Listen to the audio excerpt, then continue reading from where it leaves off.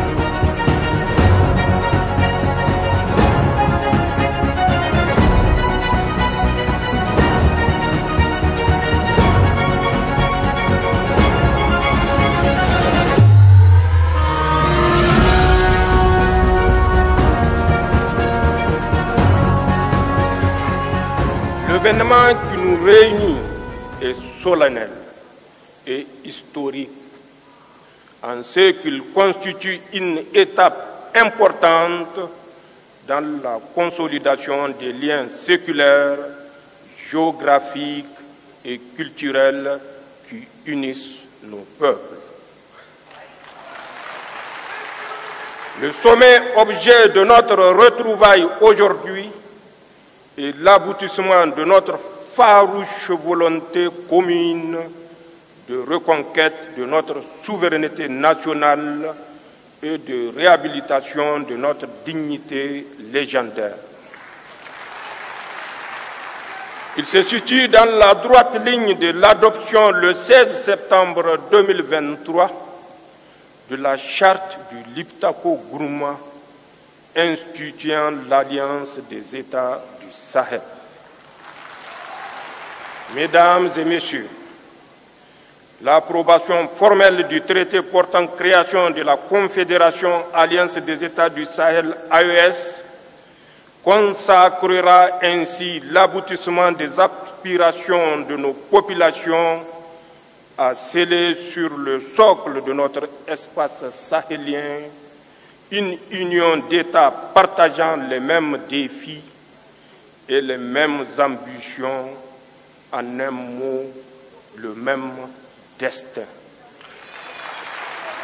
En effet, la formation de l'Alliance des États du Sahel a déjà permis d'édifier autour du Burkina Faso, du Mali et du Niger une coalition solide basée sur une architecture de défense commune et une mutualisation des moyens nourris par une solidarité fusionnelle à l'image de celles manifestées par les autorités et les peuples du Burkina et du Mali face à l'agression armée projetée par la CEDEAO contre le Niger.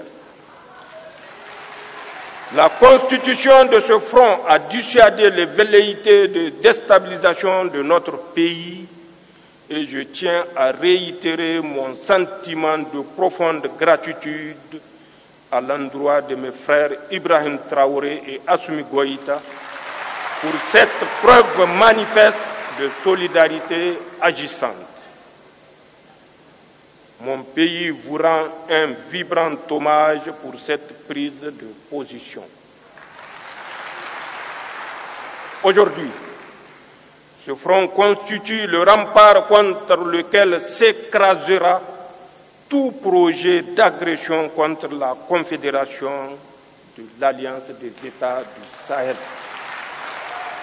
À cet égard, il me plaît de constater que le volet défense-sécurité de l'Alliance des États du Sahel connaît déjà des avancées significatives avec la mise en place de la force conjointe des États du Sahel. Au demeurant, sur le théâtre des opérations, nos armées mènent des opérations conjointes concluantes dans le Liptako-Gourma.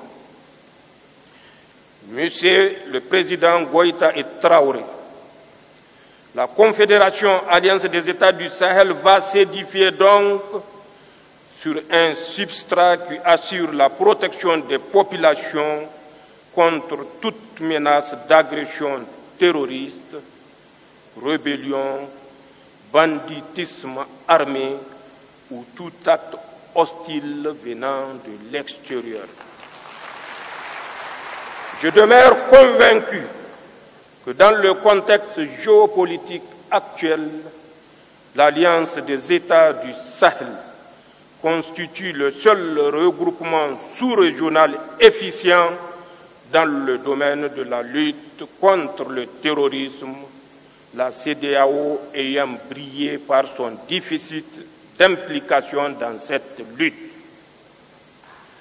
De ce fait, l'Alliance des États du Sahel seule nous permet de faire face aux menaces terroristes comme aucune autre structure régionale ou internationale ne l'a fait auparavant.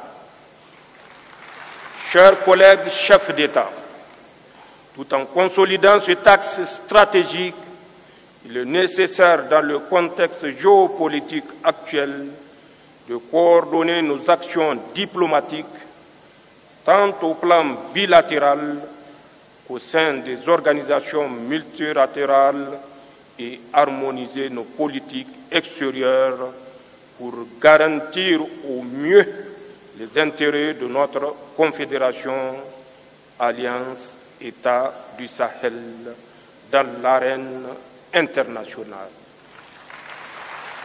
D'ores et déjà, des succès diplomatiques significatifs sont enregistrés, comme en témoigne le retour en force de nos États sur l'échiquier international, la reprise de la coopération avec les partenaires bilatéraux et multilatéraux, ainsi que la conclusion des partenariats stratégiques nouveaux.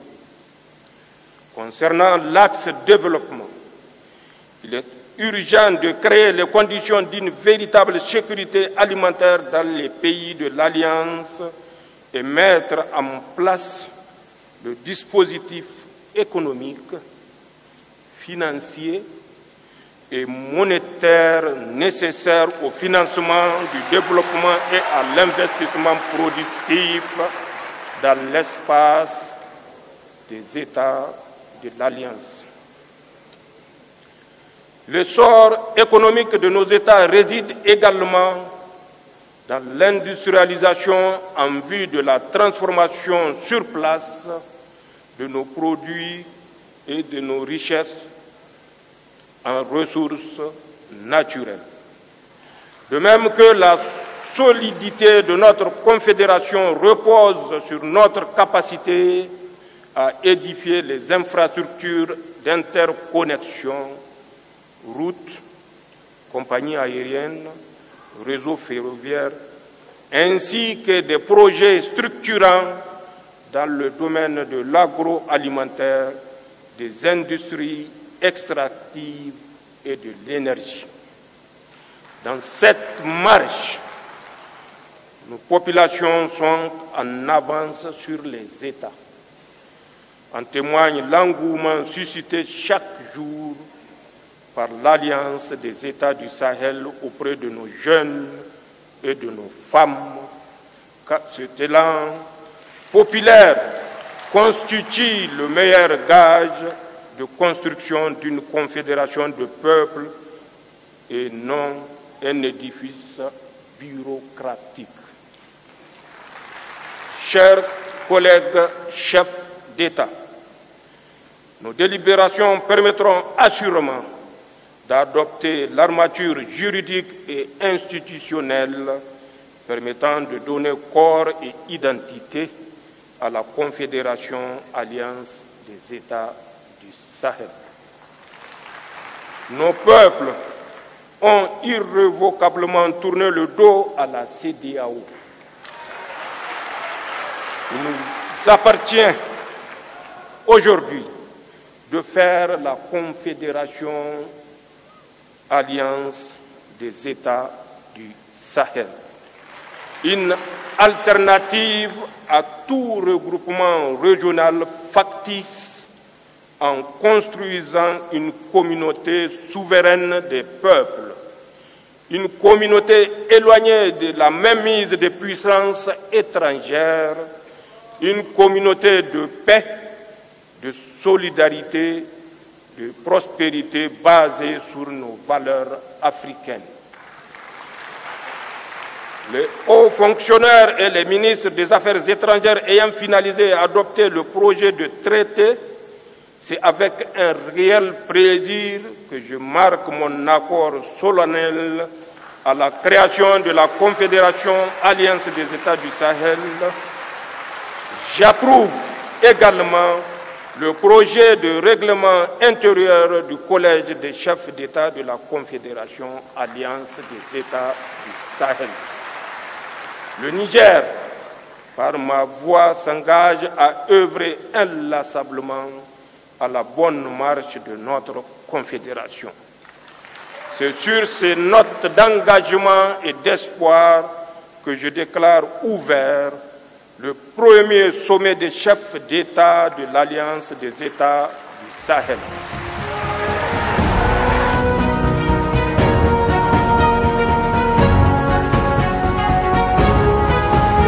L'entame de mon propos, je voudrais exprimer mes sincères remerciements et ma gratitude ainsi que ceux de la délégation qui m'accompagne au général de brigade Abdourahmane Tchani, président du Conseil national pour la sauvegarde de la patrie, chef de l'État de la République du Niger et au peuple nigérien pour l'accueil chaleureux et la délicate attention dont nous avons fait l'objet depuis notre arrivée en cette terre hospitalière, en terre AES, chaleureuse et si riche de sa diversité qu'est le Niger. Cette hospitalité est le reflet de la fraternité et de la solidarité qui unissent nos trois nations.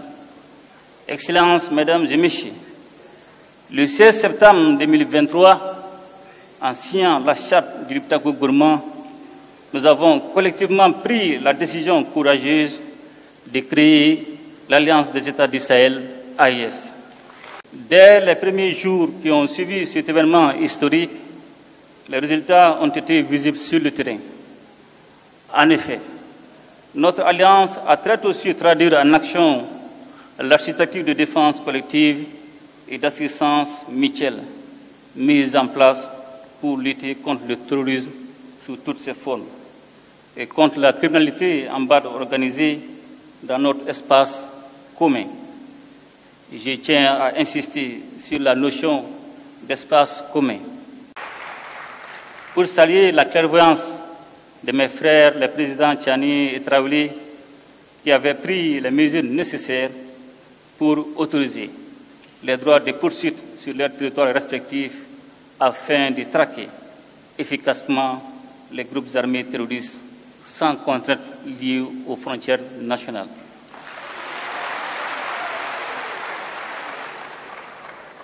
La dimension sécuritaire à l'origine de la création de l'AES est parfaitement prise en charge par nos forces de défense et de sécurité qui opèrent en totale complémentarité face aux attaques terroristes.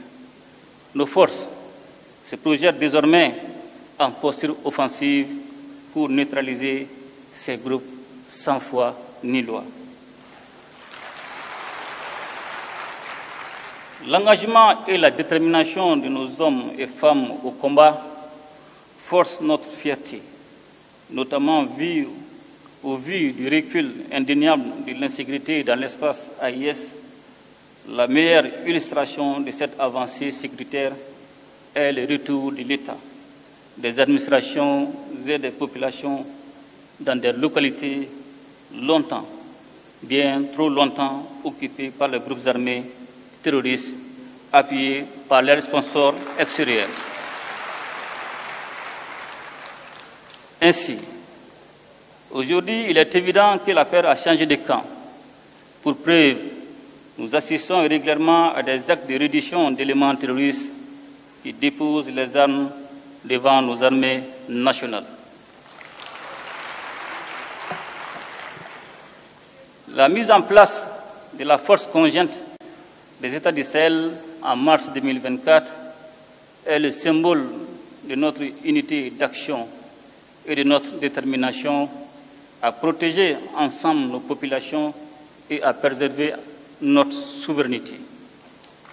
Excellences, Mesdames et Messieurs, j'ai parlé un peu plus tôt des droits de poursuite qui, le temps des opérations antiterroristes, abolissent les frontières entre nos trois États. Et je voudrais profiter de cette occasion pour aborder l'un des autres aspects essentiels de notre alliance commune, celui de la libre circulation des personnes et des biens. Trop souvent, les populations de nos États respectifs ont entendu prôner le principe de cette libre circulation sans qu'il ne soit une réalité vécue. Tant les tracasseries administratives et routières ont dévoyé cette ambition. D'ailleurs, je sais qu'avec mes frères, les présidents Tchani et Traoré, nous ne dirons bientôt plus les populations respectives de nos pays, mais plutôt nos populations AES. Car l'AES que nous sommes en train de mettre en place est d'abord et avant tout l'AES des peuples. Une AES dans laquelle les Burkinabés et les Nigériens seront chez eux au Mali et inversement, sans aucune forme de barrière bureaucratique. Cette liberté de circulation sera sous-tendue par une accélération des investissements dans le domaine des infrastructures routières et ferroviaires et aériennes, et dans celui des nouvelles technologies de l'information et de la communication. Toute chose qui catalysera l'approfondissement des investissements dans le domaine de la production agricole et dans celui des industries de transformation, profitant ainsi de la complémentarité de nos économies. Pour parvenir à cette réalité qui est déjà en construction avancée, nos ministres n'ont ménagé aucun effort. En effet, ils ont tenu en moins d'un an 4 rencontres sectorielles et élargies qui ont permis de poser les jalons nécessaires à une alliance des États du Sahel aux compétences renforcées. Les ministres chargés de l'économie et des finances ont ouvert la voie à la coordination dans le domaine du développement économique en formulant à Bamako, le 25 novembre 2023, des recommandations pertinentes en vue d'un développement harmonieux de l'espace AIS.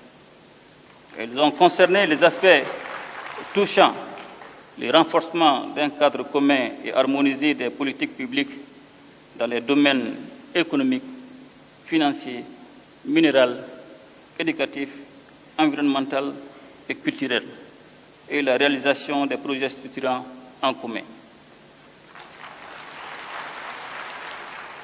Les ministres des Affaires étrangères, réunis une première fois à Bamako, le 30 novembre et le 1er décembre 2023, ont convenu de la coordination diplomatique et ont soumis à notre appréciation la recommandation de mettre en place une confédération réunissant les 3 États en attendant la mise en place d'une fédération regroupant le Burkina, le Mali et le Niger. De manière proactive, une réunion ministérielle élargie s'est tenue à Ouagadougou le 15 février 2024 pour élaborer les avant-projets des documents relatifs à la Confédération. Les ministres des Affaires étrangères ont ensuite finalisé à Niamey, le 17 mai 2024, les projets de textes portant création, organisation et fonctionnement de l'AES, ainsi que les documents préparatoires du présent sommet. J'ai tenu à faire ce rappel, Excellences, mes chers frères, pour adresser nos chaleureuses félicitations à nos ministres et à leur équipe technique pour le travail abattu en si peu de temps. Et surtout pour la qualité des documents qu'ils ont soumis à notre appréciation. J'ai particulièrement jugé utile de saluer, à travers les projets de textes élaborés, le maintien des valeurs chères à nos cœurs, à savoir les valeurs de fraternité, de solidarité, de complémentarité, mais aussi et surtout l'importance de placer et de garder les populations au centre de l'action de la Confédération. Je me réjouis par ailleurs de l'esprit constructif qui a prévalu durant les différents travaux. Cet esprit est justement ce que nous sommes invités à formaliser durant le présent sommet, afin de répondre à l'attente pressante de nos populations qui aspirent à vivre ensemble, à vivre en paix, à vivre en communion et en harmonie dans un espace stable et prospère. Excellences, Mesdames et Messieurs, ce premier sommet de l'AES est l'occasion de réaffirmer notre solidarité et notre soutien mutuel. Je ne saurais à cet égard manquer de réitérer nos remerciements à la République sœur du Niger pour sa solidarité agissante en décidant de nous livrer d'importantes quantités d'hydrocarbures. Excellences et chers frères du général de brigade Abdourahmane Tchani, en cette période de crise énergétique, votre marque de fraternité au-delà du symbole revêt un caractère particulier pour les Maliennes et les Maliens. Il nous appartient désormais de renforcer ces liens stratégiques entre nos 3 États pour surmonter ensemble les défis auxquels nous faisons face. Pour terminer, je voudrais réitérer notre ferme détermination à faire de l'Alliance des États du Sahel un modèle de coopération régionale, de solidarité, de développement, un modèle aussi d'intégration sous-régionale conformément aux principes de la charte du Liptako Gourma. Excellences, Mesdames et Messieurs, nous honorons aujourd'hui à Niamey notre rendez-vous avec l'histoire pour faire revivre avec notre confédération l'esprit d'unité voulu par les pères fondateurs du panafricanisme. En assumant notre part de responsabilité et de leadership dans cette œuvre exaltante et indispensable pour la région du Sahel, voire au-delà. Vive l'Alliance des États du Sahel, vive la solidarité entre nos peuples. Je vous remercie.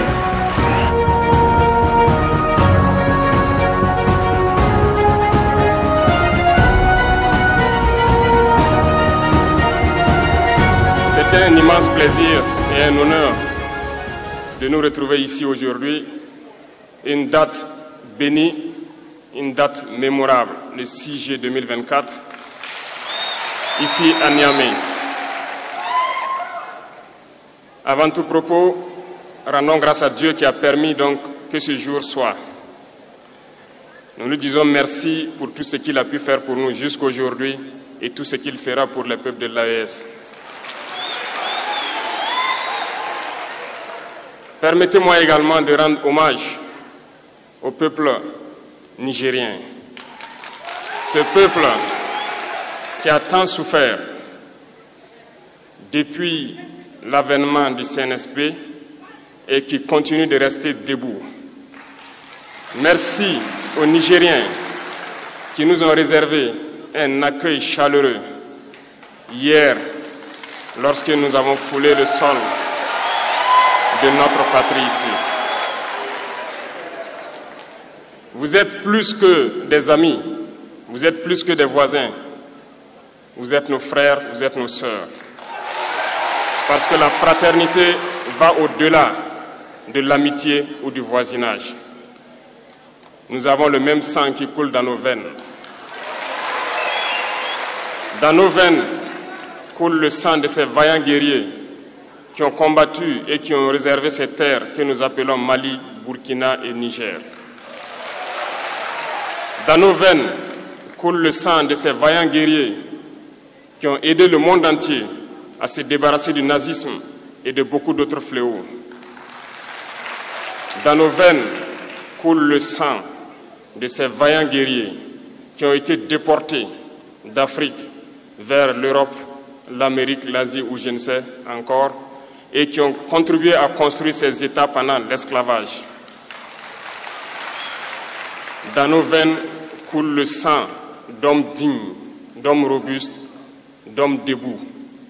Et pour cela, soyons-en fiers et soyez remerciés d'être ressortissants de l'AES. L'Afrique, ce continent qui a tant souffert et qui continue de souffrir du fait des impérialistes. Ces impérialistes n'ont qu'un seul cliché en tête. L'Afrique est l'empire des esclaves. C'est comme ça qu'ils voient l'Afrique. Ils n'ont jamais pu changer de logiciel jusqu'à aujourd'hui. C'est déplorable. Mais comment procèdent-ils? C'est malheureusement depuis donc ces années 60 où ces simulacres d'indépendance ont été donnés à l'Afrique. Ils n'ont juste fait que placer des valets locaux à la tête, selon eux, de leur sous-préfecture pour pouvoir continuer à les alimenter. Ces valets locaux que nous allons qualifier aujourd'hui d'esclaves de salon n'ont d'autre repère que de chercher à vivre comme le maître, à satisfaire le maître et à faire tout ce que le maître lui dicte. Ils volent, ils pillent nos États, amènent tout chez le maître et leur richesse est conservée chez le maître. Ils font tout pour vivre comme le maître et toujours le satisfaire. Lorsque le maître commande, ils exécutent. Ce sont des individus qui n'ont aucune dignité, qui n'ont aucune morale, qui n'ont aucune personnalité. Mais le maître esclave a toujours su identifier ces individus. Ils sont toujours prêts à trahir leurs frères pour satisfaire le maître. Ils nous ont trahis depuis l'indépendance et d'autres continuent jusqu'à aujourd'hui à nous trahir au profit de leur maître. Ces individus continuent toujours, contre vents et marées, à piller l'Afrique, à aider le maître à piller l'Afrique. Ils se plaisent à le dire chaque année dans leurs sondages économiques. Le Burkina est le pays le plus pauvre, le Mali est le pays le plus pauvre, le Niger est le pays le plus pauvre. Nous sommes classés parmi les derniers. Très bien, si nous sommes aussi pauvres qu'ils le disent, mais quand est venu le moment de prendre nos responsabilités, nous avons demandé à ces maîtres de quitter les lieux. Pourquoi ne veulent-ils pas partir? Lorsque nous prenons le cas du Niger, depuis plus de 40 ans, certains pays exploitent l'uranium pour produire de l'énergie chez eux. D'Ottawa jusqu'à Paris, les rues sont illuminées, c'est la lumière. Mais au Niger, c'est l'obscurité qui nous est servie.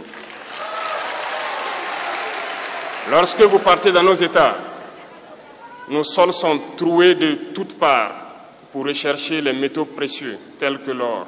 Mais souvent, il n'y a même pas la moindre route accessible pour atteindre les zones où ils exploitent l'or, encore moins certains services sociaux de base. Voilà pourquoi nous avons décidé de nous révolter et de prendre le destin de nos pays en main.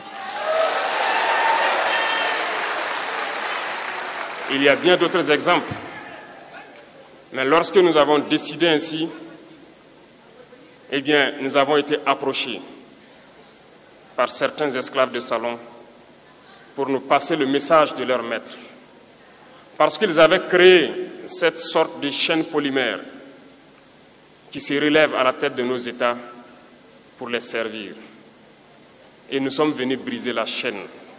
Et c'est inconcevable pour eux.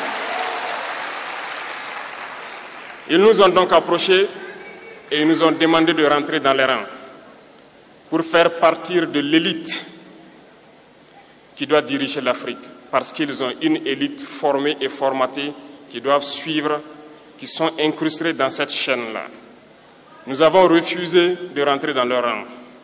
Et dès lors, les hostilités ont commencé. Et ils ont fait fourvoyer dans nos zones plusieurs mercenaires, des formateurs. Les agents sont descendus dans le Sahel pour espérer mener des attaques barbares, lâches contre nos populations, espérer les révolter.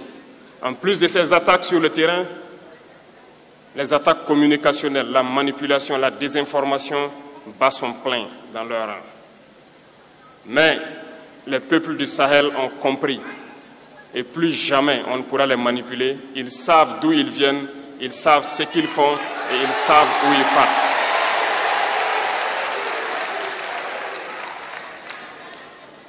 Nous n'allons plus permettre cela. Les gens sont éveillés et les gens se battent aujourd'hui, pas pour nous-mêmes, mais pour les générations à venir. Et merci à tous pour le combat qui est livré. Cela ne nous fait jamais pleurer. Nous n'allons pas trembler. Nous allons affronter. Nous allons nous battre pour l'indépendance réelle, pour notre liberté. Parce que pour faire peur au peuple de l'AES, ces individus n'ont que 3 termes dans la bouche: démocratie, liberté, droits de l'homme. Bien sûr, leurs valets locaux ne sont élus que dans un processus démocratique, libre et transparent selon eux leurs valeurs. Quoi de plus normal qu'on veuille nous imposer cela, parce que c'est eux qui édictent les règles. Très bien, nous avons décidé de nous assumer. Voilà pourquoi un 26 juillet 2023, lorsque le Niger a décidé de tourner la page, les esclaves de salon et leurs maîtres sont montés sur les grands chevaux. Ils ont mis leurs valets locaux en avant et ont décidé de mener une guerre contre le peuple nigérien. Nous avons donc dit, quiconque osera s'en prendre au Niger nous aura en face, parce que nous mènerons une guerre sans merci jusqu'à la dernière goutte de sang pour quiconque osera s'attaquer à nos États. Cette parole, cette décision que nous avons eue hier est d'actualité aujourd'hui et sera d'actualité demain et pour toujours. Ainsi naquit l'AES le 16 septembre 2023 dans une architecture de défense mutuelle. Mais nous avons jugé nécessaire de prolonger et d'agrandir donc l'architecture de l'AES. Ce qui nous rassemble aujourd'hui doit nous permettre d'aller sur d'autres terrains en plus de la défense, notamment les finances et l'économie, les infrastructures, la santé, l'éducation, bref, j'en passe. Je souhaite donc que ces moments soient pour nous une histoire que nous allons écrire pour l'AES, mais surtout pour l'Afrique et pour le monde entier. Que Dieu illumine tout un chacun de nous, que Dieu nous inspire dans ces tâches qui nous sont confiées, et surtout que lorsque nous faisons tous nos travaux, que nous ayons en tête une seule chose, l'intérêt suprême de nos populations. Sur ce, nous prions encore une fois de plus, bon Dieu, qu'il nous accompagne tous dans nos différentes tâches, qu'il protège nos combattants qui, grâce à eux, nous permettent d'être assis ici et d'échanger autour de l'avenir de nos États. Soyez donc remerciés une fois de plus, peuple nigérien. Soyez unis et solidaires, peuple de l'AES, la patrie ou la mort.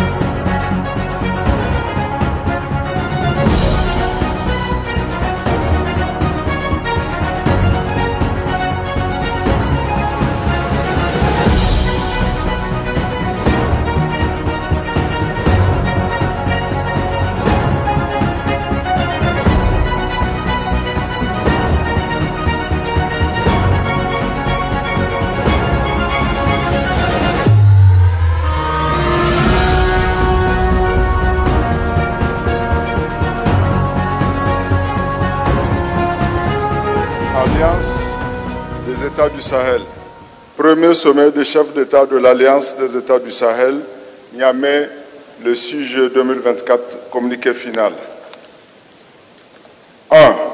Le premier sommet des chefs d'État de l'Alliance des États du Sahel, AES, s'est réuni le 6 juillet 2024 à Niamey sous la présidence de son Excellence le général de brigade Abdourahmane Tchani, président du Conseil national pour la sauvegarde de la patrie, chef de l'État, placé sous le thème « L'Alliance des États du Sahel, un espace souverain de sécurité et de prospérité ». Était également présent pour le Burkina Faso, son Excellence le capitaine Ibrahim Traoré, président du Faso, chef de l'État. Pour la République du Mali, son Excellence le colonel Assimi Goïta, président de la transition, chef de l'État. Les trois chefs d'État ont fait un tour d'horizon du contexte géopolitique de la sous-région ouest-africaine et exprimer la situation sécuritaire dans l'espace de l'Alliance. Ils se sont également penchés sur l'opérationnalisation de l'Alliance des États du Sahel ainsi que sur les questions de développement. Sur le contexte géopolitique de la sous-région ouest-africaine.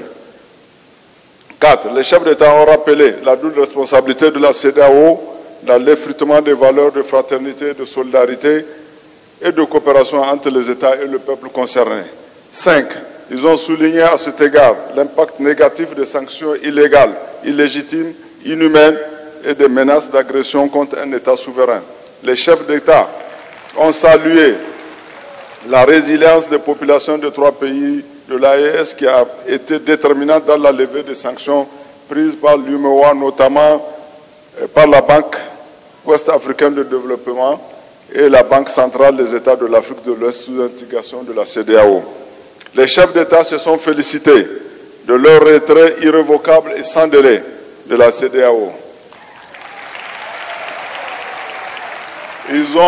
Ils ont également réaffirmé la pleine souveraineté de chacun des pays membres de l'AES dans le choix stratégique concourant au bien-être de leur population.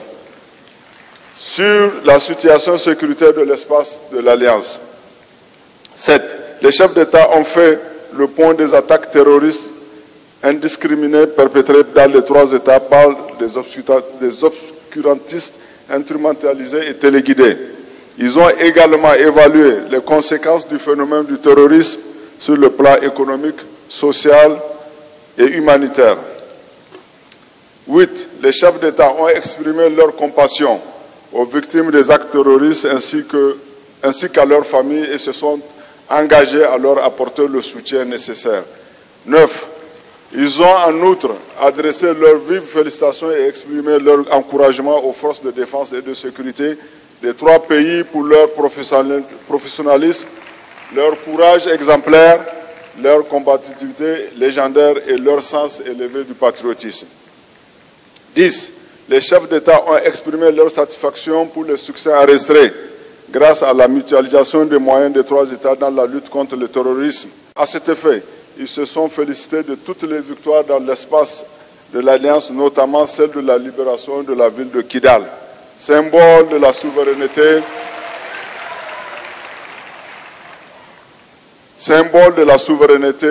et de l'unité retrouvée pour la République du Mali, étape charnière dans la lutte contre le terrorisme au Sahel.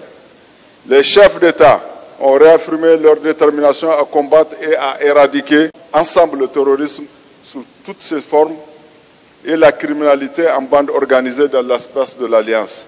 Ils ont rendu un vibrant hommage à toutes les victimes civiles et militaires du terrorisme et de l'insécurité au Sahel. Sur l'opérationnalisation de la Confédération AES, 12. Les chefs d'État se sont réjouis des résultats obtenus grâce à la synergie d'action entre les 3 États dans la lutte contre le terrorisme dans l'espace de l'Alliance. Aussi, ont-ils décidé de franchir une étape supplémentaire vers une intégration plus poussée entre les États membres. À cet effet, ils ont adopté le traité instituant la confédération entre le Burkina Faso, la République du Mali et la République du Niger, dénommée Confédération des États du Sahel, en abrégé AES. Ils se sont félicités de la mise en place d'une force unifiée des États du Sahel lors de la réunion des chefs d'État-major tenue à Niamey du 5 au 6 mai, mais aussi mars 2024. Cette force a pour mission de mettre en œuvre un plan à caractère trilatéral permanent et de lutte contre les groupes armés terroristes, la criminalité transnationale organisée et les autres menaces auxquelles ces États font face. 14. Sur les questions politiques, les chefs d'État ont souligné la nécessité d'une coordination de l'action diplomatique ainsi que l'importance de parler d'une seule voix. 15. S'agissant de la libre circulation des personnes et des biens, les États ont instruit les ministres compétents d'élaborer dans l'urgence des projets et de protocoles additionnels irrélatifs en vue de faire face aux implications liées au retrait des États de l'AES de la CEDEAO. Sur les questions de développement, les chefs d'État ont souligné la nécessité de mutualiser leurs moyens en vue de mettre en place des projets structurants et intégrateurs dans les secteurs stratégiques, notamment l'agriculture et la sécurité alimentaire, l'eau et l'environnement, l'énergie et les mines, les échanges commerciaux et transformations industrielles, les infrastructures et les transports, la communication et les télécommunications, la libre circulation des personnes et des biens, l'économie numérique. 17. Les chefs d'État ont décidé également d'avoir une attention particulière pour la cohésion sociale, le relèvement et la stabilisation, la jeunesse, le sport et la culture, l'éducation et la formation professionnelle, l'emploi et la santé. 18. Les chefs d'État ont décidé de la création d'une banque d'investissement AES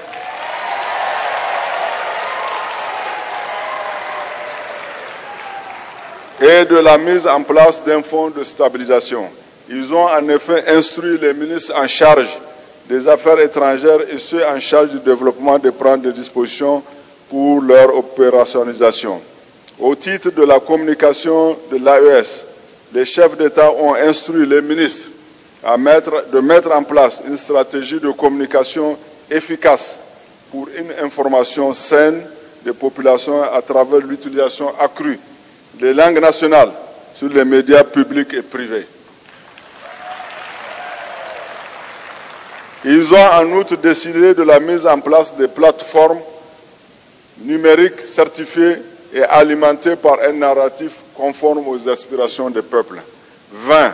Les chefs d'État ont passé en revue la situation politique internationale marquée par des tensions multiples aux conséquences néfastes sur leurs économies, la paix et la sécurité internationale. Les chefs d'État ont entériné les conclusions des réunions ministérielles de Bamako le 25 novembre 2023, le 30 et 1er décembre 2023, de Ouagadougou le 15 février 2024 et de Niamey le 17 mai 2024. Ces rencontres ont en effet permis de renforcer l'architecture institutionnelle de l'AES et de jeter les bases de construction d'un espace de prospérité économique et sociale. À cet effet, ils ont instruit les ministres concernés d'élaborer une feuille de route. 22. Les chefs d'État ont exprimé leur profonde gratitude à l'ensemble des partenaires qui continuent de demeurer aux côtés des peuples résilients du Sahel dans leur lutte contre le terrorisme, leur quête légitime de bien-être et de sauvegarde de leur souveraineté. Les chefs d'État ont souligné l'importance d'assurer une meilleure coordination dans le suivi et la mise en œuvre des décisions issues des différentes sessions du Collège des chefs d'État. Ils ont salué par ailleurs la mise en place de comités nationaux AES dans les 3 pays en vue d'assurer une meilleure coordination. Les chefs d'État du Burkina Faso, son Excellence le capitaine Ibrahim Traoré, de la République du Mali, son Excellence le colonel Assimi Goïta, ont exprimé leur profonde gratitude à son Excellence le général de brigade Abdourahmane Tiani, président du Conseil national pour la sauvegarde de la patrie, chef de l'État, et au gouvernement et au peuple nigérien pour la chaleureuse hospitalité, ainsi que toutes les commodités mises à leur disposition pour assurer le bon déroulement du premier sommet des collèges des chefs d'État de l'Alliance des États du Sahel. Les chefs d'État ont enfin convenu de tenir la prochaine session du collège en 2025 à une date qui sera fixée de commun accord par voie diplomatique. Fait à Niamey le 6 juillet 2024, le sommet.